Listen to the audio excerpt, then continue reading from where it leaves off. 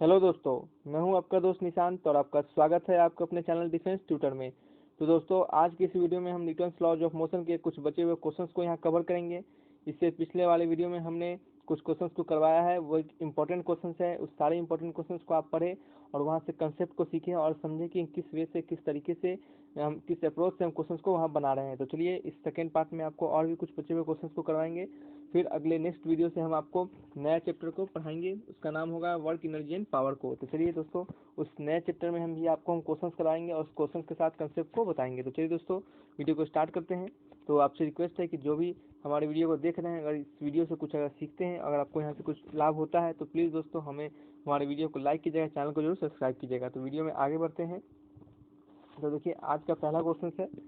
तो इस वीडियो में हमारा पहला क्वेश्चन क्या है कि एक मैन है जो कि पुल कर रहा है किसी रोप को अटैच टू ब्लॉक। एक ब्लॉक से क्या है अटैच है एक रस्सी, ठीक है, एक हॉरिजॉन्टल स्मूथ हॉरिजॉन्टल टेबल पे क्या है, एक स्मूथ हॉरिजॉन्टल टेबल है, ठीक है, और एक क्या है ब्लॉक है। ये क्या है आपका ब्लॉक है, और इससे क्या है एक रोप क्या है अटैच्ड है, ठीक है, और इससे क्या किया जा रहा है, पुल किया जा रहा है, ठीक है, खींचा जा रहा है। तो आपको बताना है तो इस रोप में जो आपका टेंशन होगा वो सेम होना चाहिए सभी पॉइंट पे। तो इस चारों ऑप्शंस में से कौन सा ऑप्शन कंडीशन को सेटिस्फाई करेगा कि उस इस जो आपके रोप है, इस रोप के जो टेंशन होंगे हर एक पॉइंट पे सेम होंगे। तो क्या हमारा पहला ऑप्शन क्या है, if and only if the rope is not accelerated. देखिए, हम जिस वे से आपको पढ़ा रहे हैं, जैसे जैसे कंसेप्ट बता रहे हैं, आप सुनते चलिए, इसको दिमाग में रखते चलिए। आपको वहाँ पे एग्जाम में आपको जरूर इसका फायदा जरूर मिलेगा, ठीक है। तो चलिए, आपका क्या कहा जा रहा है first point, if and only if rope is not accelerated, if and only if rope is massless, if either the rope is not accelerated और इज मासलेस, और दूसरा चौथा क्या है ऑलवेज। तो देखिए, आपको पता होना चाहिए कि अगर कोई रोप अगर मासलेस है, क्या है मासलेस है, मासलेस, ठीक है, अगर कोई रोप अगर मासलेस है और साथ ही साथ ये क्या है एक्सलेटेड नहीं है, क्या है अगर एक्सलेटेड नहीं है, तो क्या है आपको पता होना चाहिए कि सबसे पहले तो एक्सलेटेड को अगर हम थोड़ा देर के लिए छोड़ भी देते हैं, ठीक है, तो आपको पता होना चाहिए कि कोई भी रोप अगर मासलेस होता है, तो उसके लॉन्ग का जो टेंशन होता है वो हमेशा क्या होता है यूनिफॉर्म होता है। हर जगह हर एक पॉइंट पे क्या लगता है, टी ही टेंशन लगता है। तो ये आपको पढ़ाया भी गया होगा आपको टीचर के द्वारा। और साथ ही साथ तो आपको बता दें कि अगर किसी रोप में अगर मास प्रेजेंट हो, तो किसी रोप में अगर मास प्रेजेंट हो, तो उस हर एक पॉइंट पे, उस हर एक पॉइंट का जो उसका उस रोप का जो हर एक पॉइंट होता है, उसका हर एक जो अलग अलग पार्ट का अगर लेंथ होता है, उस हर एक लेंथ पे अलग अमाउंट ऑफ टेंशन क्रिएट होता है। अगर हम बात करें तो एक मान लीजिए ये रोप है हमारा, यहाँ से कोई एल डिस्टेंस तक जाते हैं और यहाँ से क्या जाते हैं कोई हम यहाँ से मान लेते हैं एक्स डिस्टेंस तक जाते हैं और यहाँ से हम जाते हैं वाई डिस्टेंस तक। तो आपको पता होना चाहिए कि इस वाई डिस्टेंस पे जो टेंशन होगा, मार्कर को थोड़ा चेंज करते हैं दोस्तों। तो इस वाई डिस्टेंस पे जो टेंशन होगा और इस आपके जो एक्स डिस्टेंस पे जो टेंशन होगा, ये टेंशन क्या होगा, इस टेंशन के क्या होगा, जस्ट अलग होगा, क्या होगा अलग होगा, सेम नहीं होगा, कुछ नया टेंशन आपको दिखेगा। और वहीं पे अगर हम यहाँ से यहाँ चले जाए, यहाँ का देखें तो यहाँ का भी टेंशन क्या होगा, डिफरेंट और दिखेगा आपको। तो यहाँ से आपको क्या पता चलता है कि ऑप्शन नंबर सी क्या है, इसके रिगार्डिंग आपका सही है। यानी आपका जो टेंशन होना चाहिए, वो जो रोप होना चाहिए, उस रोप क्या होना चाहिए, मासलेस होना चाहिए। देखिए, इसका टेंशन जो अलग अलग डिस्टेंस पे जो टेंशन होता है, ये आपको एग्जाम में नहीं पूछेगा। यहाँ पे हम निकाल के आपको बता सकते हैं, क्योंकि इससे अच्छे अच्छे लेवल के क्वेश्चन हमने अपने समय में किया हुआ है। क्योंकि मैं एक खुद से इंजीनियरिंग का स्टूडेंट हूँ, मैं एयरफोर्स, मैंने एनडीए को भी क्रैक किया हुआ है, साथ ही साथ मैं जेई मेंस को क्रैक किया हूँ, और जेई मेंस के साथ हमने इंजीनियरिंग का मैकेनिकल इंजीनियरिंग से अभी मैं पढ़ाई भी कर रहा हूँ। तो दोस्तों, हमको पता है कि किस वे में आपको किस टाइप से आपको क्वेश्चन पूछा जाएगा, कितने लेवल से क्वेश्चन पूछा जाएगा। तो आप बेफिक्र होकर पढ़ते चलिए यहाँ से, ताकि कुछ आप सीखिए। और दोस्तों, आपसे रिक्वेस्ट है, प्लीज़ हमें लाइक एंड सपोर्ट जरूर कीजिएगा, हमारे चैनल को जरूर सब्सक्राइब कीजिएगा अगर आपको वीडियो अच्छा लगे तो। चलिए, आपको ऑप्शन नंबर सी पता चल गया। तो इस टाइप से हम क्या करते हैं, इस क्वेश्चन को बनाते हैं। तो ये कुछ कुछ पॉइंट था, आपको कंसेप्ट बताए हमने कि मास्टर्स रहने पे कैसे क्या होता है। तो इस पॉइंट को आप याद रखिए। नेक्स्ट पॉइंट क्या है हमारा, नेक्स्ट क्वेश्चन क्या है कि यू आर मैरोन्ड। मैरोन्ड कहने का मतलब होता है असहाय, असहाय होता है मैरोन्ड का मतलब। अगर आप असहाय हो गए, यानी आप मतलब अनकंट्रोल्ड है किसी फ्रिक्शनलेस हॉरिजॉन्टल प्लेन पे, और आपको क्या है उस पर कोई एक्सटर्नल फोर्स नहीं लग रहा है, कोई एक्सटर्नल हॉरिजॉन्टल फोर्स नहीं लग रहा है, तो आपको how can you get of, तो आप कैसे उस पर से गेट ऑफ होइएगा, यानी उस पर से आप कैसे उतर जाओगे, कैसे उतरोगे उस पर से। आपको पूछा जा रहा है कि अगर किसी हॉरिजॉन्टल सरफेस पे आप अगर हैं, उस पर कोई external force, horizontal external force नहीं लग रहा है, जैसे मान लेते हैं कोई एक हॉरिजॉन्टल सरफेस से आप यहाँ पे हैं, ठीक है, ठीक है, तो वो क्या होगा फ्रिक्शनलेस सरफेस, यानी क्या है इसका क्या है एफ इक्वल टू, यहाँ पे अगर म्यू की बात करें, म्यू कोफिशिएंट ऑफ फ्रिक्शन क्या है, वो इक्वल टू 0 है, ठीक है, एक फ्रिक्शनलेस सरफेस है। तो आपको बताना है कि इस प्लेटफॉर्म पर से आप कैसे उतरोगे।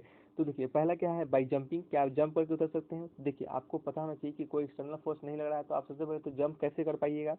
दूसरा पॉइंट क्या है, rolling your body on the surface, आप उसको गोल गोल घूमने लगे। तीसरा पॉइंट क्या है, बाय स्प्लिटिंग और स्नीजिंग और थ्रोइंग एन ऑब्जेक्ट, किसी आप थूक फेंकिएगा या फिर आप छींकिएगा या फिर आप किसी ऑब्जेक्ट को दूसरी तरफ फेंकिएगा। तो आपको पता होना चाहिए, क्या पता होना चाहिए कि अगर कोई बॉडी क्या है, कोई बॉडी अगर किसी प्लेटफॉर्म पे है या फिर आप समझे कि किसी भी बॉडी पे कोई अगर एक्सटर्नल फोर्स नहीं लगता है तो वो बॉडी क्या होता है, कंजर्व होता है, उसका लीनियर मोमेंटम क्या होता है, कंजर्व होता है। If there is no external force acting on the system then momentum of the system is conserve. समझ रहे हैं कि उस पर कोई एक्सटर्नल फोर्स नहीं लग रहा है तो उसका मोमेंटम क्या होगा, कंजर्व होगा। तो उस दौरान आप क्या करते हैं, आप क्या करते हैं, अगर स्प्लिट करते हैं, थूकते हैं या फिर आप छींकते हैं या फिर किसी ऑब्जेक्ट को अगर फेंकते हैं तो क्या होता है, आपका जस्ट क्या होता है, आपका एक आपके में क्या होता है कि रिक्वायर्ड वेलोसिटी आता है। अगर आप किसी चीज़ को आगे की ओर फेंकते हैं तो जस्ट उसके अपोजिट डायरेक्शन में आपको क्या लगता है, फोर्स लगता है, रिक्वायर्ड वेलोसिटी आता है। तो उस रिक्वायर्ड वेलोसिटी उस रिक्वायर्ड वेलोसिटी जो आपको मिलता है, उस रिक्वायर्ड वेलोसिटी से आप क्या करते हैं, गेट ऑफ कर जाते हैं, यानी उस प्लेटफॉर्म पर से क्या करते हैं, उतर जाते हैं। यानी आपको कहने का मतलब समझे होंगे कि अगर आप क्या करते हैं, आपका कोई एक्सटर्नल फोर्स नहीं लग रहा है तो आपका मोमेंटम क्या है, कंजर्व है। ठीक है, आपको क्या है, मोमेंटम वो क्या है, कंजर्व है। तो इसके कारण क्या होगा, आप पे जब किसी भी ऑब्जेक्ट को क्या करेंगे, अगर थ्रो कर रहे हैं तो या फिर आप छींक रहे हैं तो या फिर आप थूक फेंक रहे हैं, कुछ भी कर रहे हैं तो आपका क्या हो रहा है, जस्ट आपके अपोजिट में एक फोर्स लग रहा है, वो रिक्वायर्ड फोर्स लग रहा है और उससे क्या होगा, आप आगे की ओर निकल पाइएगा, आगे की ओर उस पर आप गेट ऑफ हो पाइएगा, उतर जाइएगा उस प्लेटफॉर्म पर से। तो ठीक है, तो पता चला आपको कौन सा ऑप्शन है, ऑप्शन नंबर सी आपका राइट आंसर है। तो ये इस टाइप के क्वेश्चन आपको एग्जाम में बहुत बार पूछे जाते हैं, ये भी क्या है, इंपॉर्टेंट क्वेश्चन में आते हैं। तो नेक्स्ट क्या है आपका, the ratio of weight of man in stationary lift, किसी स्टेशनरी लिफ्ट में हमारे किसी आदमी का रेशियो दिया हुआ है, किसके रेशियो से कहा जा रहा है कि the ratio of weight of man in stationary lift and the when it moving downwards, तो आपको विथ यूनिफॉर्म एक्सलेशन ए। ठीक है, तो इस 3:2 तो the value of A etch, तो आपको दिया हुआ है, कहेंगे मतलब 3/2 दे रहा है आपको, रेशियो किसका दे रहा है कि किसी कोई मैन है, एक आदमी है, एक कोई स्टेशनरी लिफ्ट में है, स्टेशनरी लिफ्ट, ठीक है, एक्सलेशन है, मान लेते हैं इसका एक्सलेशन स्टेशनरी लिफ्ट में, एक्सलेशन इन स्टेशनरी लिफ्ट, ठीक है, अपॉन क्या दे रहा है आपका, एक्सलेशन इन क्या है, downward uniform acceleration of lift. यानी आपको ये रेशियो दे रहा है हमें कि कोई आप ऑब्जेक्ट या फिर कोई आदमी क्या है, एक स्टेशनरी लिफ्ट में है और क्या है, वो अगर डाउनवर्ड किसी एक लिफ्ट है जो कि नीचे की ओर जा रहा है, उसका दोनों का रेशियो दे रहा है आपका 3:2 दे रहा है। ठीक है, तो मान लेते हैं कि हमारा जो आदमी है उसका एक्सलेशन अगर कोई स्टेशनरी लिफ्ट में है, एक स्थिर लिफ्ट में है, तो उस पर क्या लगेगा, उस पर उसका कौन सा एक्सलेशन एक्ट करेगा आप बताइए। और कोई भी सॉरी स्क्रीन थोड़ा घूम गया है। तो आपका कोई ऑब्जेक्ट क्या है, अगर स्टेशनरी लिफ्ट में है, तो अगर आपको पता होना चाहिए कोई ऑब्जेक्ट अगर आपका स्टेशनरी लिफ्ट में है, अगर वो या फिर कोई ऑब्जेक्ट नीचे जा रहा है, डाउन कर रहा है, या फिर कोई ऊपर जा रहा है, तो इस टाइप का क्या होता है, इसमें कंडीशंस लगता है। ठीक है, तो अगर हम आपको पता होना चाहिए कि अगर हम फोर्स की जगह पे अगर हम फोर्स की जगह पे अगर हम इस लेसन की जगह पे अगर हम फोर्स की बात करें, रेशियो ऑफ वेट, वेट दिया जा रहा है तो यहाँ पे फोर्स का ही बात होगा। तो आपको वेट का रेशियो दे रहा है, कब वेट का रेशियो दे रहा है किसी स्टेशनरी लिफ्ट में, और कब दे रहा है, जब वो लिफ्ट डाउनवर्ड हो रहा है। तो आपको क्या करना है, आप कोई स्टेशनरी लिफ्ट होगा, मान लेते हैं ये लिफ्ट है, इसमें एक आदमी है, कोई स्टेशनरी लिफ्ट होगा तो इस पर सिर्फ mg काम करेगा। क्यों mg काम करेगा, क्योंकि इस लिफ्ट का कोई एक्सलेशन नहीं है, तो उस समय वेट इसका क्या होगा, mg होगा। ठीक है, तो नेक्स्ट क्या है आपका, कोई अगर वही लिफ्ट आपका क्या है, डाउनवर्ड जा रहा है, तो इसमें क्या होगा, अगर कोई लिफ्ट डाउनवर्ड जाता है तो उसका क्या, उसके ऊपर एक सूडो फोर्स लगता है, वो क्या होता है, जस्ट उसके अपोजिट लगता है। ठीक है, अगर ये लिफ्ट नीचे जा रहा है, इसका एक्सलेशन ए नीचे है, तो इसके ऊपर जस्ट एक अपोजिट फोर्स लगेगा, एक सूडो फोर्स लगेगा, वो क्या होता है, उसका एक्सलेशन ए डैश हो जाएगा। ठीक है, या फिर ए डैश नहीं होगा, वो इसका मैग्नीट्यूड क्या होगा, इस आपके जो सूडो फोर्स है उसके आपका जो नीचे जो एक्सलेशन जा रहा है उस एक्सलेशन के क्या होगा, बराबर होगा। ठीक है, तो ये क्या है, अब इस पे कौन सा फोर्स लगने लगा, एक mg लगने लगा, और इसका सूडो फोर्स ऊपर लगता है तो ये क्या हो गया, ma लगने लगा। ठीक है, तो यहाँ क्या करेंगे हम बताइए, mg माइनस ma करेंगे।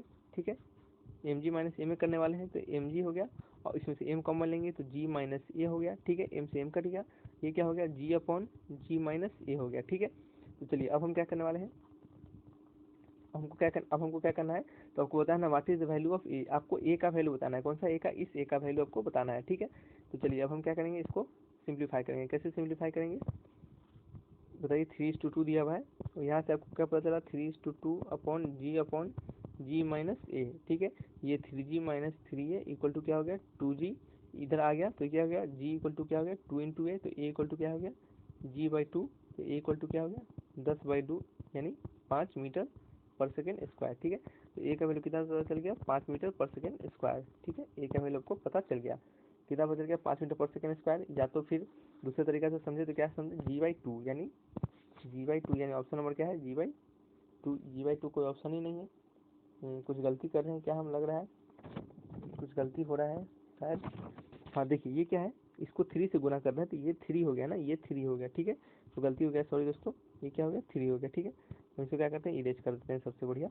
तो चलिए ये आपको समझ में आ गया होगा किस टाइप से इस क्वेश्चन को बनाइएगा। इस क्वेश्चन में क्या कहा गया था, कोई अगर यहाँ से कंसेप्ट आपको सामने क्या आ रहा है कि कोई भी अगर लिफ्ट है, अगर कोई लिफ्ट है, ठीक है, अगर वो लिफ्ट क्या हो रहा है, अगर नीचे जा रहा है, ठीक है, तो ये इसको रटना नहीं है, बहुत सारे टीचर रटवा देते हैं, आपको रटना नहीं है। क्या रटना नहीं है, अगर कोई ऑब्जेक्ट है तो इस पर तो mg नीचे लगेगा। ठीक है, और ये लिफ्ट कोई नीचे एक्सेलरेशन से जा रहा है तो इस जस्ट इसके क्या लगेगा, इस लिफ्ट के जस्ट अपोजिट क्या लगेगा, एक सूडो फोर्स लगेगा, सूडो फोर्स लगेगा। और उस फोर्स का क्या होगा, उस फोर्स का, या फिर आप कह सकते हैं सूडो फोर्स लगेगा या फिर सूडो एक्सलेशन लगेगा। फोर्स लगेगा तो एक्सलेशन लगेगा नहीं लगेगा, तो क्या करेंगे, उस सूडो एक्सलेशन लगेगा, सूडो फोर्स लगेगा और उसका मैग्नीट्यूड क्या होगा, जस्ट उसके इक्वल होगा। ठीक है, तो यहाँ भी एक्सलेशन ए जाएगा, तो इस दौरान आपका क्या होगा, नेट फोर्स क्या हो जाएगा, m इंटू G - A हो जाएगा। ठीक है, तो आप इसको नेट अगर एक्सलेशन पूछे तो क्या होगा, G - A हो गया एक्सलेशन, और आपको यहीं पे कोई ऑब्जेक्ट क्या आ जाएगा, ऊपर जाते रहेगा तो यहाँ इसका क्या लगेगा, mg लगेगा, और जस्ट इसके क्या लगेगा, जस्ट अपोजिट एक सूडो फोर्स लगेगा, तो इसका नेट एक्सलेशन क्या हो जाएगा, नेट एक्सलेशन क्या होगा, G+A हो जाएगा। ठीक है, और नेट फोर्स क्या हो जाएगा, m इंटू G+A हो जाएगा। ठीक है, तो ये दो आपको पॉइंट इससे निकल के आता है, इस पॉइंट को नोट कर लीजिए, अच्छे से याद कर लीजिए। ठीक है, नेक्स्ट क्वेश्चन की ओर बढ़ते हैं। ए marble block mass 2 kg lying on ice when given a velocity 6 metre पर second is stopped by friction in 10 second. तो आपको बताना है, क्या बताना है, then the coefficient of friction, आपको बताना है कोफिशिएंट ऑफ फ्रिक्शन क्या होगा। ठीक है, तो देखिए आपको बताना है जब कोफिशिएंट ऑफ फ्रिक्शन के बारे में, तो आपको यहाँ पे क्या लगना है, न्यूटन्स लॉज ऑफ मोशन के साथ ही साथ आपको कुछ काइनेटिक्स का भी फॉर्मूला लगेगा। सॉरी काइनेटिक्स बोल रहे हैं हम, काइनेमेटिक्स का भी फॉर्मूला लगने वाला है। ठीक है, तो चलिए आपको क्या पता है कि रिलेशन पता है V = U - AT। ठीक है, और आपको एक और चीज़ पता है कि यहाँ क्या लग रहा है, फ्रिक्शन फोर्स लग रहा है। ठीक है, एक फ्रिक्शन फोर्स लग रहा है, तो फ्रिक्शन फोर्स लगेगा तो स्वाभाविक वर्ड बॉडी क्या हुआ, स्टॉप हुआ। तो यहाँ लिखा भी हुआ है कि इस क्वेश्चन में आपका कि एक 2 kg का बॉडी है, ठीक है, जो कि आइस पे चल रहा है 6 मीटर पर सेकंड की वेलोसिटी से, और वो क्या हो रहा है, वो फ्रिक्शन फोर्स लगने के कारण 10 सेकंड के बाद क्या हो जा रहा है, वो स्टॉप हो जा रहा है। ठीक है, तो फाइनल वेलोसिटी क्या हो जाएगा, इसका 0 हो जाएगा। तो 0 = U कितना दे रहा है, 6 मीटर पर सेकंड, इनिशियली 6 मीटर पर सेकंड दे रहा है, और इसका एक्सेलरेशन क्या होगा, इसका एक्सेलरेशन क्या होगा, इस पर अगर फ्रिक्शन फोर्स लग रहा है और कोई ऑब्जेक्ट आगे जा रहा है तो इस पर फ्रिक्शन फोर्स पीछे की ओर लगेगा। ठीक है, और फ्रिक्शन फोर्स F क्या होता है, म्यू इंटू एन, और इसमें नॉर्मल रिएक्शन किसके बराबर होता है, mg के बराबर, तो ये क्या होगा, म्यू इंटू mg।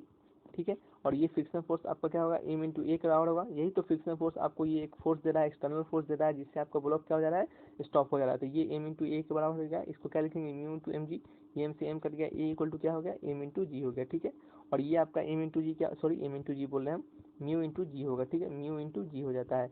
तो ये आपका जो म्यू इंटू जी होगा, आपको पता होना चाहिए कि आपका अगर ऑब्जेक्ट आगे जा रहा है तो फ्रिक्शन फोर्स पीछे होगा, तो ये एक्सप्रेशन क्या होगा, निगेटिव होगा। क्यों निगेटिव होगा, क्योंकि वो क्या कर रहा है, रिटार्डेड मोशन को बता रहा है, तो आपको क्या होगा, निगेटिव साइन के साथ यहाँ पे आएगा। ठीक है, तो आपको क्या करना है, ए के जगह पे क्या डालना है, माइनस म्यू इंटू जी डाल देना है। क्या डालना है, माइनस म्यू इंटू जी डाल देना है। ठीक है, तो ये क्या होगा, माइनस म्यू इंटू जी, और टी का वैल्यू क्या है, इंटू 10 डाल दिए, तो 6 = क्या हो गया बताइए, म्यू जी इंटू 10, और जी का वैल्यू कितना दे रहा है आपको, 10 दे रहा है, दे या फिर नहीं दे रहा है, आप 10 ही लीजिए इसको, 10 इंटू 10। ठीक है, तो म्यू का वैल्यू कितना हो गया बताइए, 6/100, और इसका वैल्यू क्या होगा, 0.06। ठीक है, यानी ऑप्शन नंबर डी आपका करेक्ट आंसर हो गया। ठीक है, तो इस वजह से आप क्या कीजिए, इस क्वेश्चन को, ऐसे क्वेश्चन को अप्रोच कीजिए। इस टाइप के क्वेश्चन आपको एग्जाम में देखने के लिए मिलते हैं, तो इसे क्या कीजिए, बनाइए इस वजह से आप। ठीक है, तो चलिए दोस्तों, तो आपको अगर वीडियो अच्छा लग रहा होगा तो जो हमारे वीडियो को जरूर लाइक कीजिएगा, चैनल को जरूर सब्सक्राइब कीजिएगा, आपकी सपोर्ट की हमें जरूरत है। तो चलिए दोस्तों, नेक्स्ट क्वेश्चन की ओर बढ़ते हैं। A body of mass 0.25 kg is projected with मजल वेलोसिटी 100 मीटर पर second from a tank of mass 100 kg, तो what is the required velocity of tank. ये क्या किया जा रहा है कि एक बॉडी जिसका मास 0.25 kg है, उसको प्रोजेक्ट किया जा रहा है कितना वेलोसिटी से, 100 मीटर पर सेकेंड वेलोसिटी से किसी टैंक से। उस टैंक का मास कितना दे रहा है, 100 kg दे रहा है। तो आपको बताना है रिक्वायर्ड वेलोसिटी ऑफ टैंक किसका, जो आपका मान लेते हैं किसी आपको एक कंजर्वेशन ऑफ मोमेंटम जब पढ़ रहे होंगे तो वहाँ पे आपको टीचर एक एग्जांपल दिए होंगे, या क्या किसका एग्जांपल दिए होंगे, एक गन का एग्जांपल दिए होंगे, इस गन में से अगर गोली फायर होता है, इस गन में से अगर गोली फायर होता है, ठीक है, तो ये क्या होता है, गन की ओर पीछे की ओर एक क्या लगता है, पीछे की ओर एक इसका मोमेंटम होता है, एम इंटू भी एक पीछे की ओर होता है, जिसको क्या कहते हैं, रिक्वाइल वेलोसिटी। ठीक है, अगर ये गोली अगर आगे की ओर चलता है कोई वी वेलोसिटी से, तो इस गोली पे भी, सॉरी, इस गन पे भी क्या लगता है, पीछे की ओर धक्का लगता है, उसको हम क्या कहते हैं, recoil of velocity of gun. क्या कहते हैं, इस रिक्वाइल वेलोसिटी ऑफ गन, जिसका वैल्यू कुछ नया आता है। ठीक है, तो यही आपको यहाँ कहा जा रहा है कि टैंक से क्या कहा जा रहा है, कुछ निकाल, एक गोली को, या फिर आप कह सकते हैं कुछ भी को फायर किया जा रहा है, निकाला जा रहा है, प्रोजेक्ट किया जा रहा है, फेंका जा रहा है, और आपको बताया जा रहा है उसका वेलोसिटी 100 मीटर पर सेकेंड है, और उस टैंक का जो जिस टैंक से हम फेंक रहे हैं उसका मास 100 kg है, तो आपको बताना है वेलोसिटी ऑफ टैंक कितना होगा, रिक्वायर्ड वेलोसिटी ऑफ टैंक।